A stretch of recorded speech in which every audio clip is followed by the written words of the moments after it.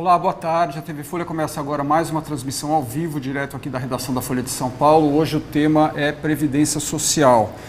O governo do presidente Michel Temer apresentaria na sexta-feira, no dia 3, o início de um projeto para a reforma da Previdência. Isso já foi adiado. A nova data seria dia 10 agora de junho. E a gente está aqui essa tarde para falar sobre esse tema com a Adriane Bramante, ela é vice-presidente do Instituto Brasileiro do Sistema Previdenciário, e a Ana Estela, que é editora do Caderno Mercado da Folha de São Paulo. A Ana, inclusive, trouxe aqui algumas perguntas gerais que foram aí aglutinadas na medida do possível para a Adriane responder. Bom, boa tarde para vocês. Boa tarde. Adriana, primeira, eu queria só uma colocação mais geral, uma coisa mais rápida, só para as pessoas entenderem um pouco que o suspeito da vez é sempre a Previdência, né? Quer dizer, entra governo, sai governo, precisa reformar a Previdência Social e o governo vive alardeando e colocando números de um déficit gigantesco. Ontem mesmo saiu, né, os números aí, o déficit da Previdência neste ano, a estimativa do governo, 146 bilhões de reais. Para a gente ter uma ideia de comparação, o déficit total do governo está sendo estimado em cerca de 170, né, este ano. E uma das questões que a Previdência é o maior gasto do governo, né, 40% total do gasto, e uma das questões principais é a questão da idade mínima, né, que no brasileiro se aposentaria muito prematuramente, com 55 anos a média, quando em países desenvolvidos 65. Tem características diferentes do Brasil e tal.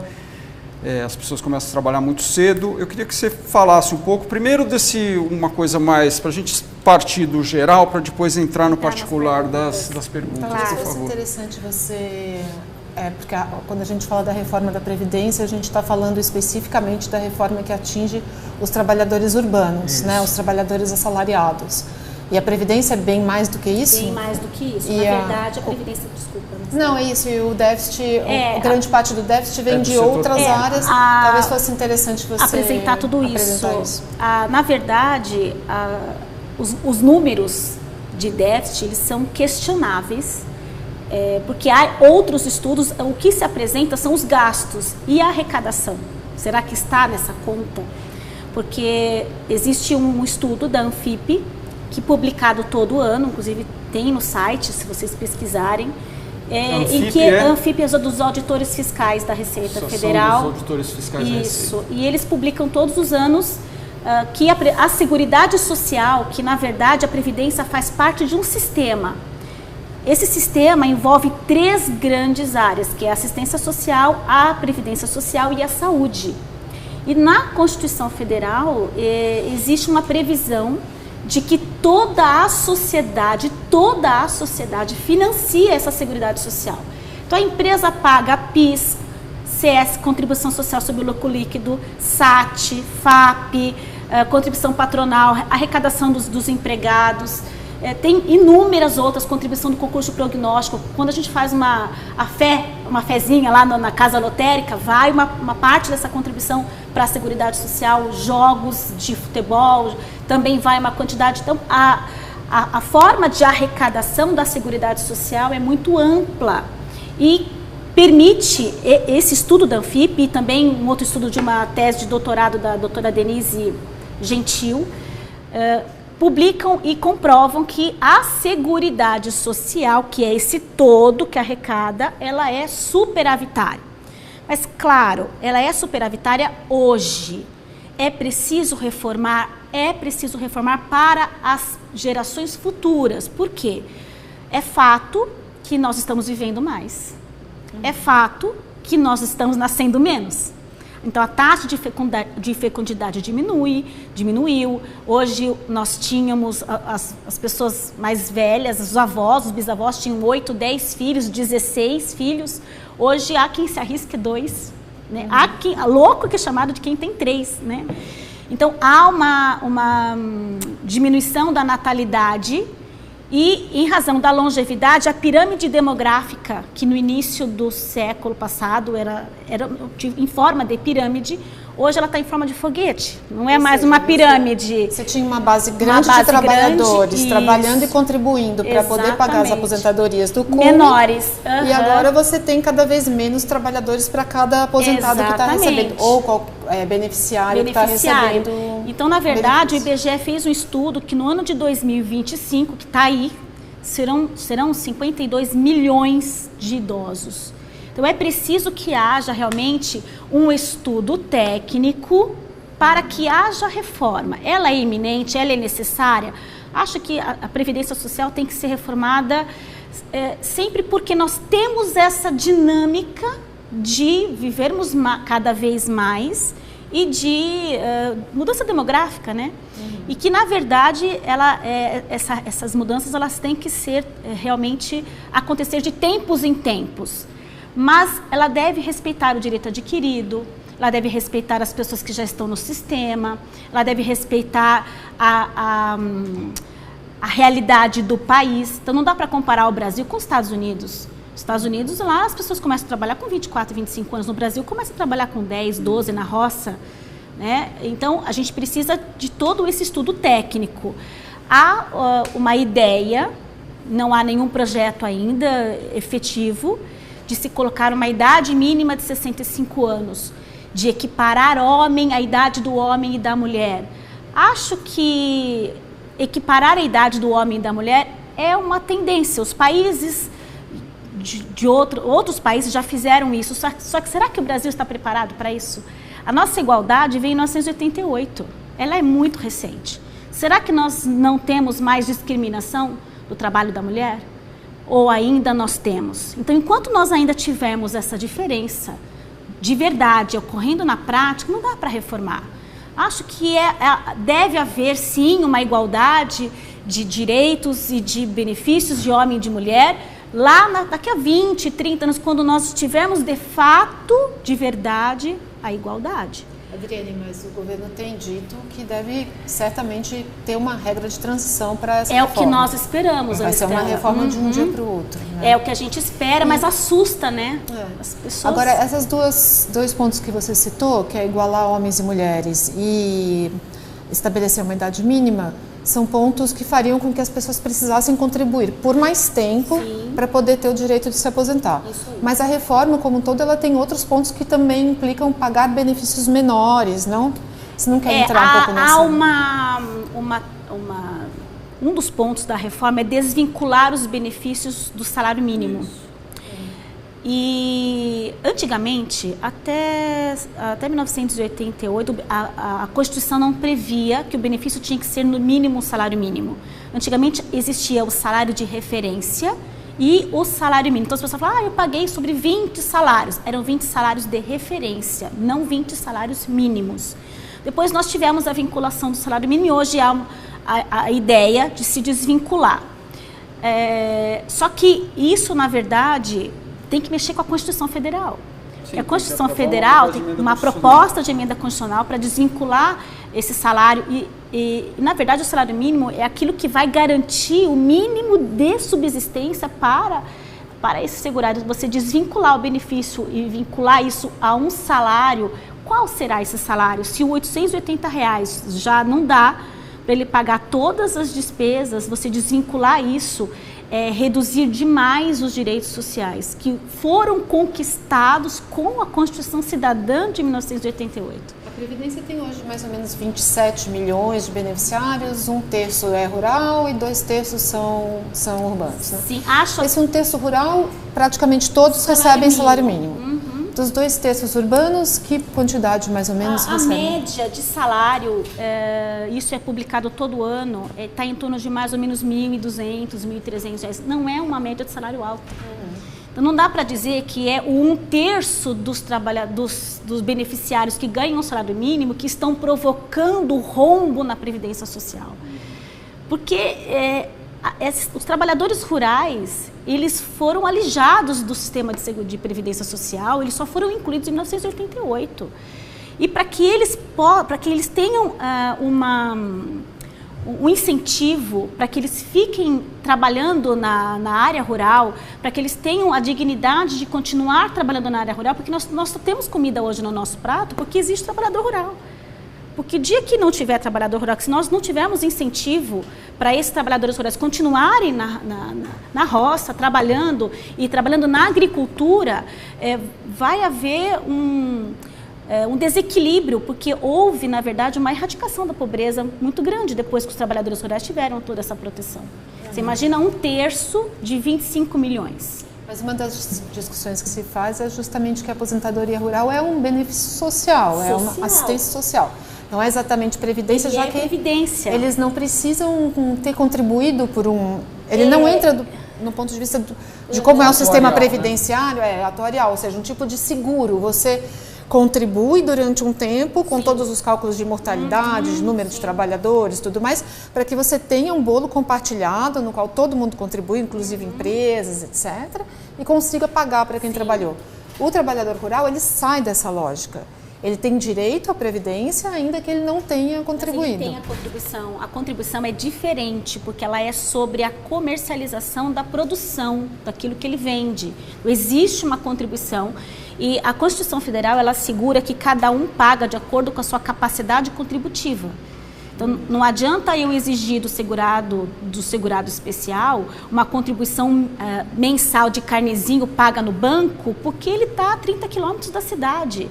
Não vai conseguir pagar no banco, não tem internet, é uma outra realidade. Então, existe sim a contribuição, só que ela é diferente, ela é sobre a comercialização da produção daquilo que ele vende, daquela arrecadação familiar, né? Então, além da questão do rural, que a Ana colocou bem aqui, que você defende que seja mantida, inclusive a correção pelo salário mínimo, etc., o que você diria dos benefícios da LOAS, né? A Lei Orgânica de Assistência Social, que são benefícios, por exemplo, uma pessoa tem um filho excepcional, ela entra com pedido na Previdência e ele, lá a partir dos 4 anos, digamos que consegue o benefício, ele vai ganhar esse benefício para o resto da vida, não contribui.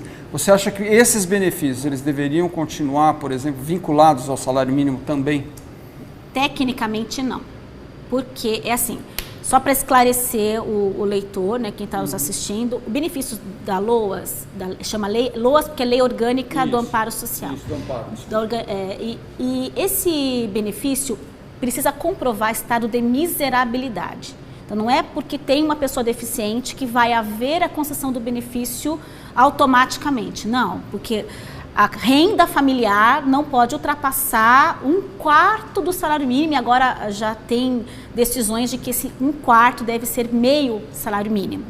Já evoluiu para isso. Então, precisa comprovar esse estado de miserabilidade para que haja a concessão desse benefício assistencial ao deficiente e ao idoso aos 65 anos. Também foi uma maneira de trazer para a Seguridade Social essas pessoas que estavam desprotegidas, porque você sabe que uma pessoa deficiente tem muito trabalho, dá muito gasto e tudo mais.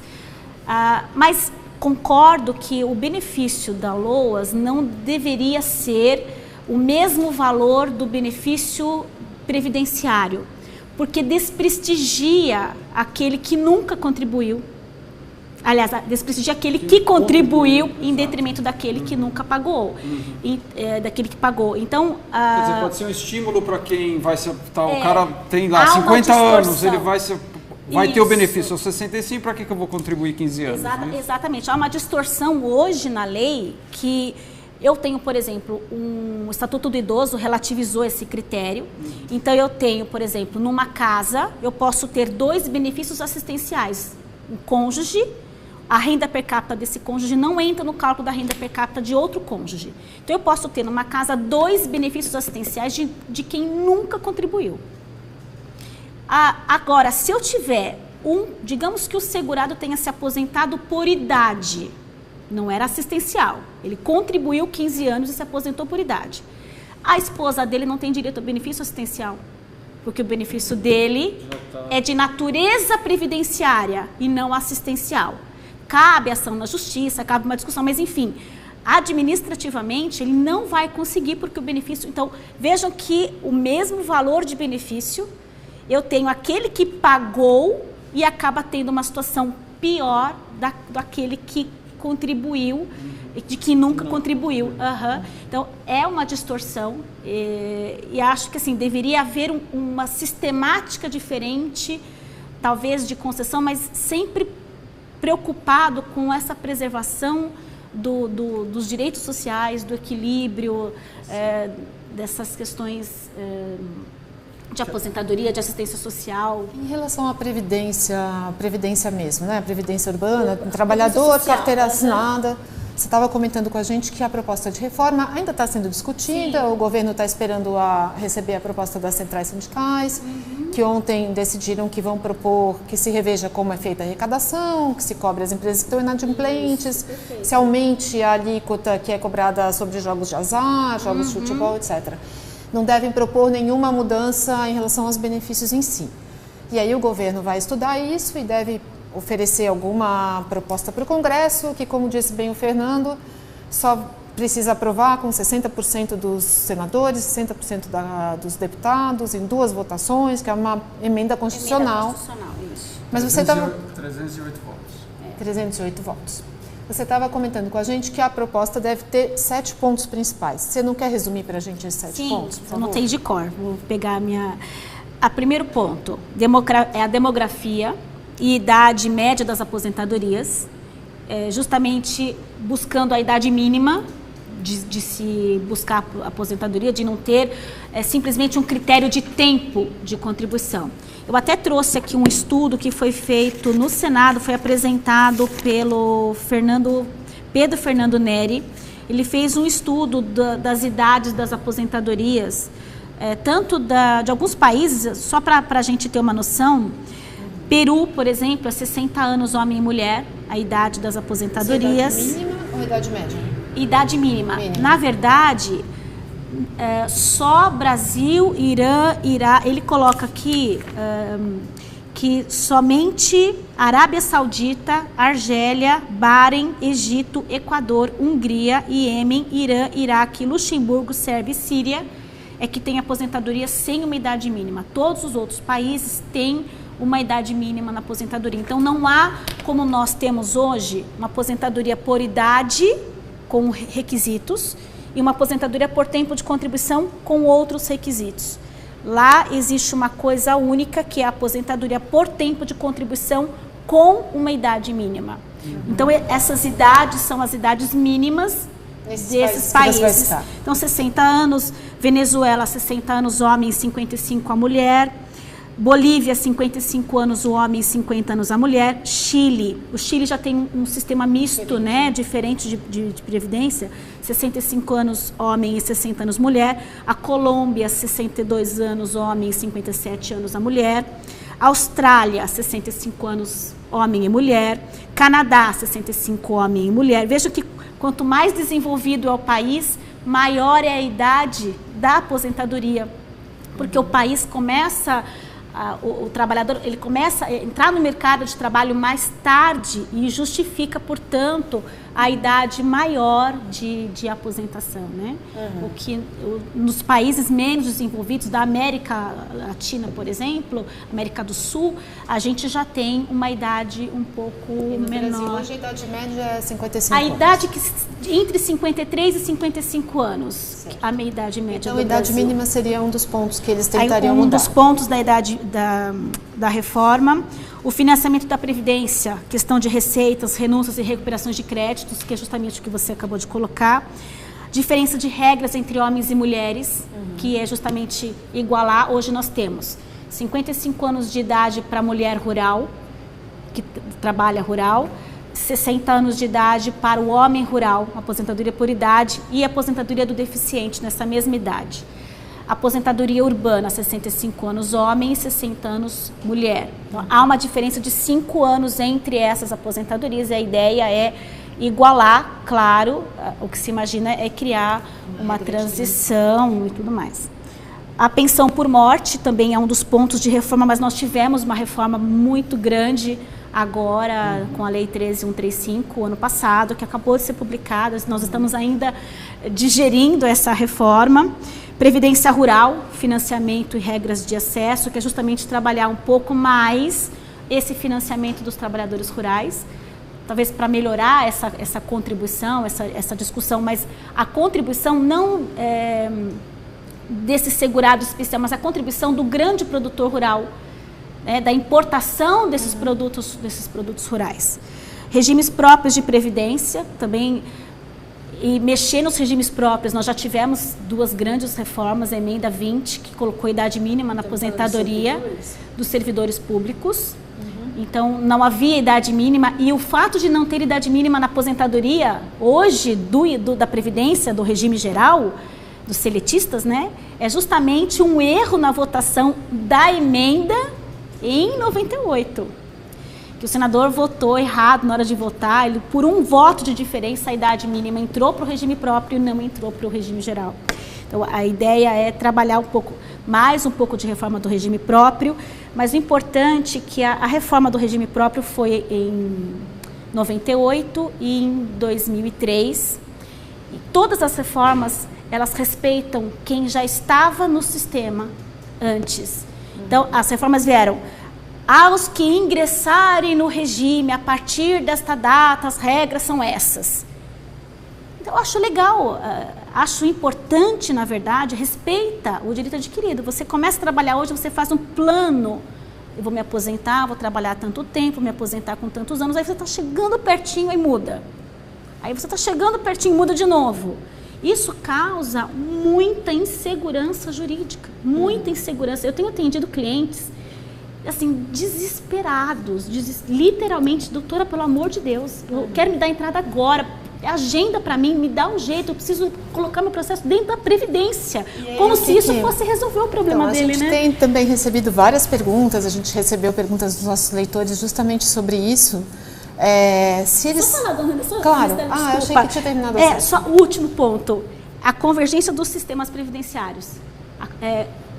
Juntar servidor público isso, e todos, convergir os sistemas, só para a gente fechar esses pontos da reforma. Então, eu acho que a principal preocupação é essa. O trabalhador já atingiu todos os requisitos para pedir aposentadoria pelas regras que nós temos hoje, que é ou o fator 85-95, ou ele consegue pelo fator previdenciário se aposentar porque ele tem 30 anos ou 35 de contribuição. Ele precisa sair correndo para se aposentar agora? Não precisa, Nestela, e é muito importante essa informação, porque as pessoas estão literalmente desesperadas. Porque o governo, não, é 65, e as pessoas acham que amanhã vem a reforma e amanhã é 65 anos, ele não vai mais conseguir se aposentar. Aquele que completou o direito, que já tem 35 anos homem, 30 anos a mulher, e já tem o direito de se aposentar pelas regras atuais, ele não precisa sair correndo, porque o direito dele está adquirido. Hoje eu atendi um cliente, um segurado, então é assim, ele tem direito adquirido à aposentadoria hoje com fator previdenciário. Se ele esperar mais 2 anos, ele vai ter direito à fórmula 85-95. A vantagem é que ele não tem mais desconto nenhum na aposentadoria. Exatamente. Só que o que é o direito adquirido dele? Ele tem direito adquirido a essa aposentadoria hoje com o fator previdenciário.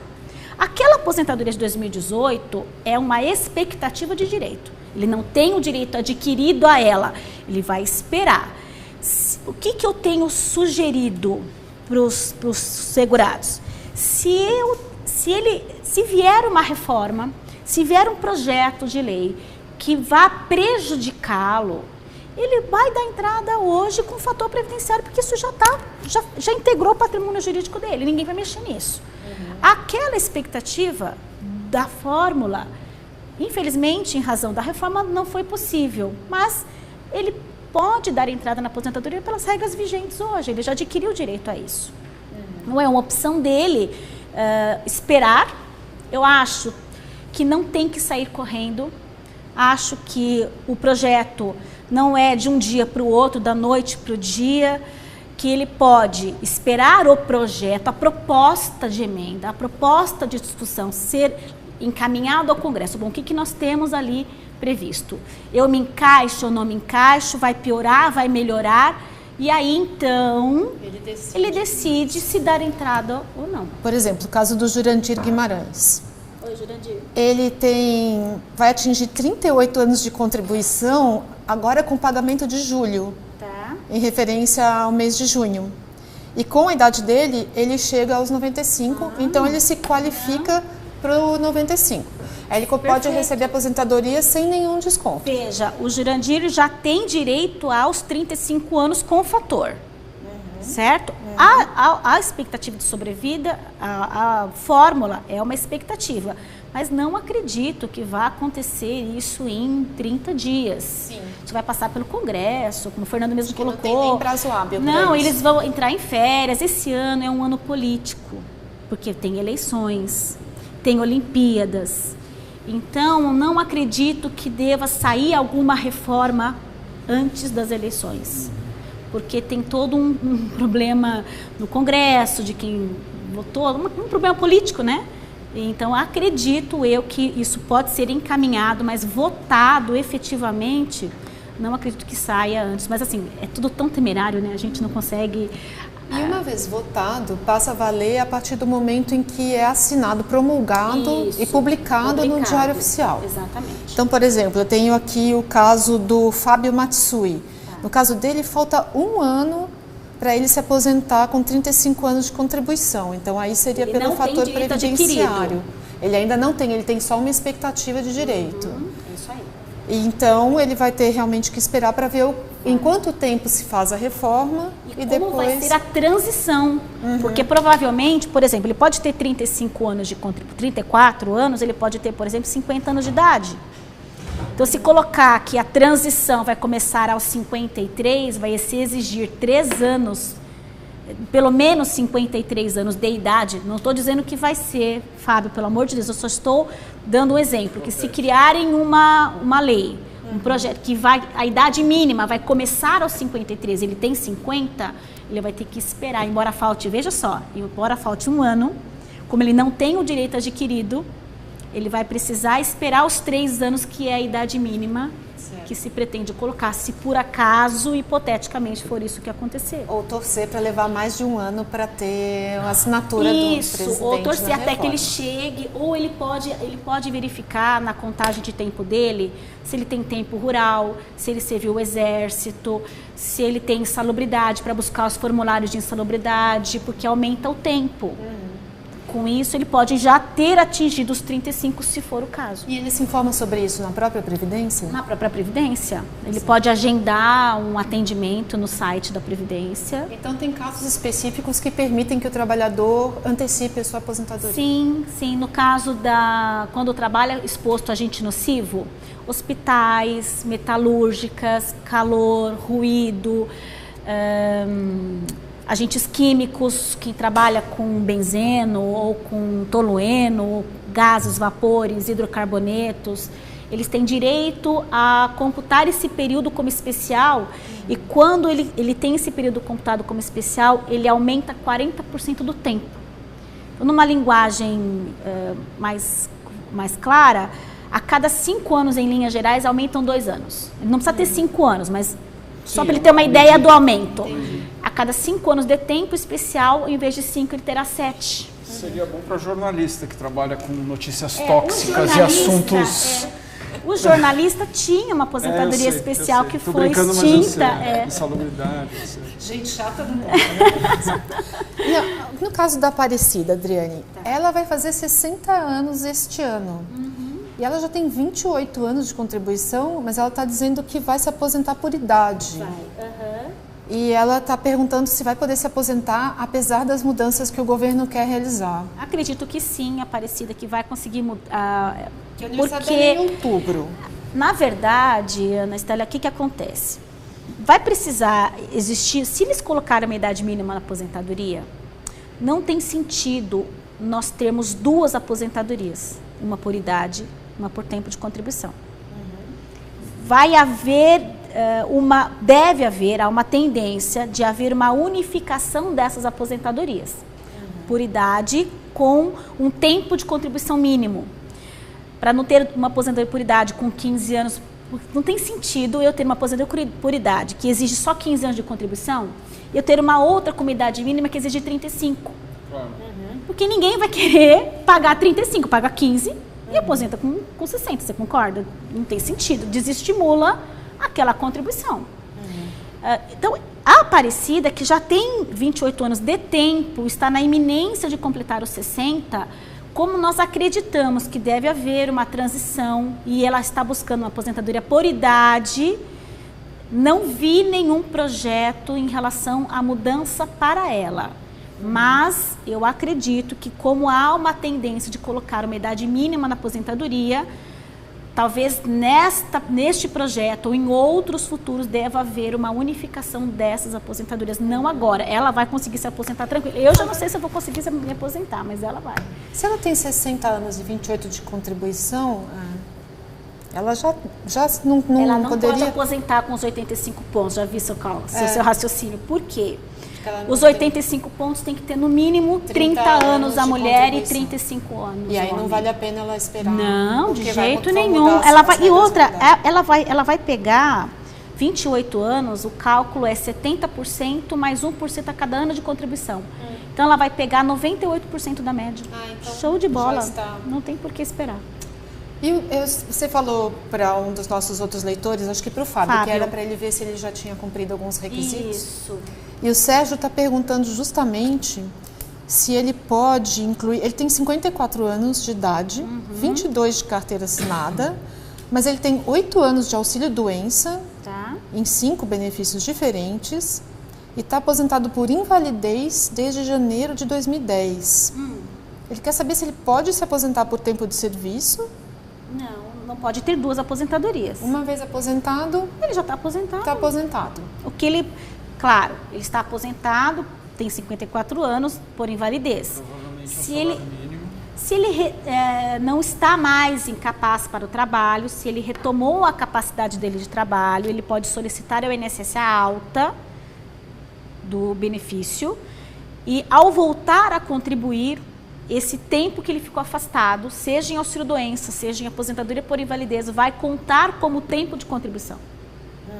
Então, ele vai poder voltar ao mercado, voltar a contribuir para se aposentar futuramente por idade ou por tempo de contribuição, conforme nós estivermos aí com as regras. Mas ele pode, em caso de haver incapacidade, de haver a retomada da capacidade, pedir a alta e voltar a contribuir. E esse tempo conta? Conta como tempo de contribuição. E tem um caso bem diferente aqui da Violeta, que pergunta como ela está preocupada que a reforma fará com que as pessoas tenham que contribuir por mais tempo. Se seria o caso, se ela pode começar a recolher contribuição para a filha dela de 16 anos, mesmo que a filha dela não trabalhe? Pode. E se isso é interessante? Na verdade, eu acho que porque protege, de uma certa forma, a contribuição é um seguro.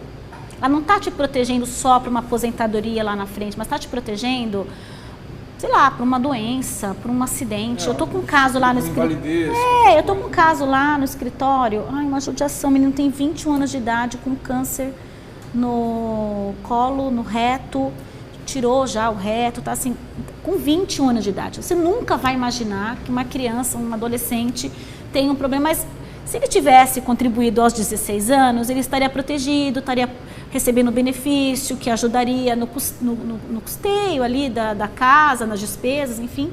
Então, eu acho importante no sentido do seguro. E, futuramente, pode começar a contribuir aos 16 anos e depois vai fazer faculdade, vai aí começar a trabalhar e aí registra como empregado ou aumenta a contribuição, mas eu penso sempre nessa possibilidade de seguro, de prevenção, que é isso que é previdência, né? É prevenção, né? E aí você recomenda que se contribua pelo mínimo? Sim, e como ele a filha dela, né, a Violeta, ela deve ser estudante, ela vai recolher num código como facultativa, que é o código 1406, que paga 20% do salário mínimo. Tem uma outra contribuição também, que ela também pode pagar, que chama contribuição simplificada, que ao invés de pagar 20%, paga 11% do salário mínimo, mas não conta para aposentadoria por tempo de contribuição.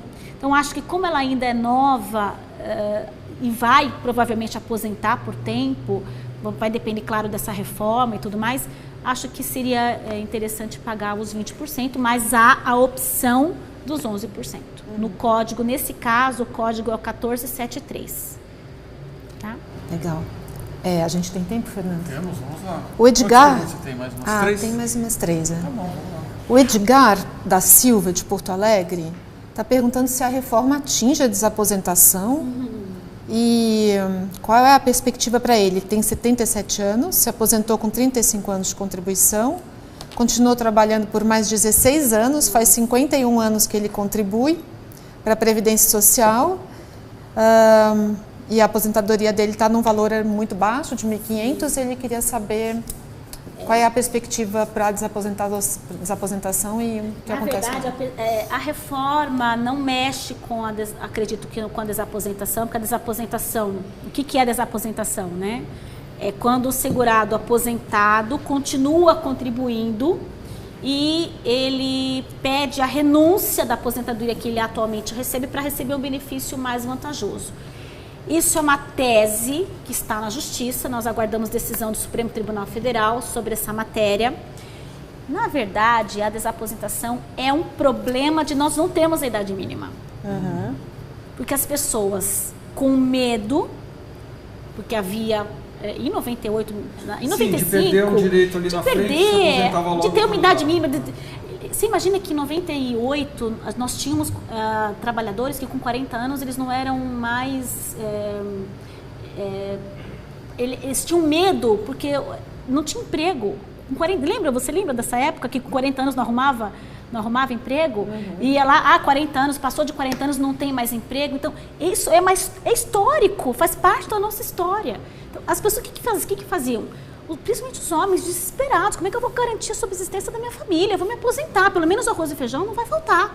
E se aposentaram de qualquer jeito. De 95, principalmente a 98, o número de aposentadorias foi enorme por causa da PEC 33, de 95, que queria a idade mínima na aposentadoria. O Fernando Henrique chamou todos os aposentados de vagabundos e tudo mais.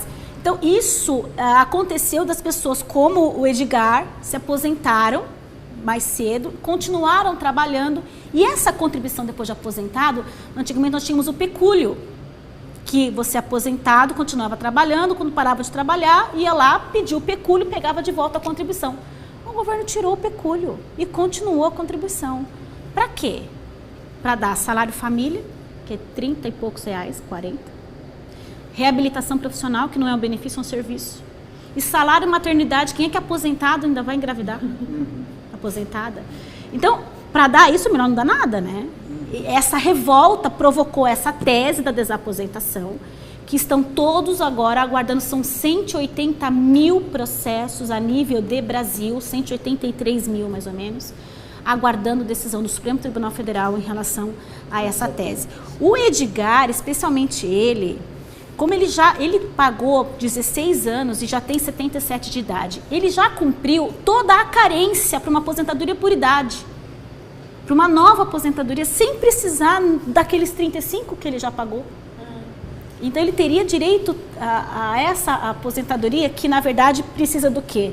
Do STF, do Supremo Tribunal Federal, autorizar essa renúncia. Não acho que a reforma, Edgar, vá te atingir, porque quem tem essa idade, esse tempo de contribuição, não tem problema em relação à reforma que está sendo discutida. Entendi. O problema dele é o Supremo Tribunal Federal e a questão do déficit, do equilíbrio financeiro atuarial, dessa questão toda, que é o grande problema no critério econômico. Né? Então, eu imagino que o caso do Jurandir também esbarre no Supremo, porque ele está se aposentando agora, mas ele está perguntando, se eu retornar ao mercado com carteira assinada, como é que eu posso complementar a contribuição para chegar ao teto do benefício? Não vale a pena. Não, nem pode. Se ele já está aposentado, não tem porquê. Porque, se ele já está aposentado e vai voltar ao mercado, ok. Mas voltar a contribuir na espera de ter essa nova contribuição incluída na aposentadoria, não faça isso. Tá? E uma outra coisa importante, Ana Estela, é quando ele fala da complementação. Isso eu vejo muito no meu escritório. As pessoas, por exemplo, eu ganho 3 mil reais na minha empresa, o teto é 5.100, então eu vou pagar mais 2 mil para eu completar a minha aposentadoria, para me aposentar com o teto. A Previdência não soma. ela não soma 3.000 mais 2. Existe um problema na lei, um problema que tentou ser revogado o ano passado, mas infelizmente não foi. A Previdência pega a atividade principal, a mais antiga, e essa segunda atividade, ela faz um cálculo de percentual. Então, por exemplo, eu tenho 35 anos numa atividade, e aí os últimos 10 eu complementei. A Previdência vai pegar esses 10, vai fazer um cálculo, 10 35avos, e aplicar o fator previdenciário em cima disso. Então, não vai somar. Outro dia eu fiz um cálculo, eu peguei uma carta de concessão, sabe quanto acrescentou na renda? R$ 2,28. Então, para essa sua cliente, talvez o melhor fosse ir pondo esse dinheiro num fundo de investimento. Fundo, não na Previdência, porque com o sistema atual não vale a pena fazer essa complementação, porque não vai complementar, não soma 2 mais 2, vai somar 2 com menos 1. Tem uma pergunta aqui do Nilson sobre a aposentadoria proporcional.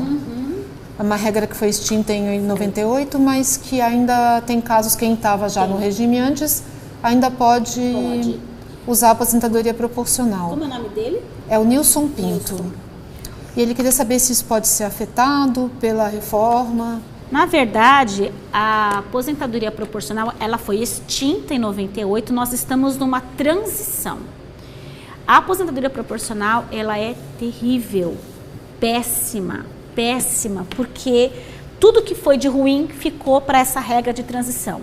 Enquanto na aposentadoria, na regra permanente, não tem idade mínima, não tem pedágio, tá tudo lindo, maravilhoso, na regra de transição tem idade mínima, de 48 anos de idade a mulher e 53 o homem, tem que ter 30 anos ou 25 e tem que ter 40% de pedágio do tempo que faltava para a aposentadoria e ainda aplica o fator previdenciário. Então, tudo de ruim está nessa regra de transição.